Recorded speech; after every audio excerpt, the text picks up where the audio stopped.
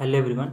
Problematic soil में एक acidic soil होता है। वो जनरली एसिडिक इन नेचर क्यों होता है और किस कारण से होता है, मैं आपको 2-4 पॉइंट में बताता हूँ। और फर्स्ट पॉइंट आपका ये है कि जब सॉइल में ह्यूमस का डिकम्पोजिशन होता है तो उसके बाद क्या होता है कि हाई अमाउंट में आपका एसिड रिलीज होता है, और वो एसिड क्या करता है कि सॉइल के पीएच को डिक्रीज करता है और सॉइल एसिडिक इन नेचर होता है। सेकेंड पॉइंट क्या है आपका, रेनफॉल।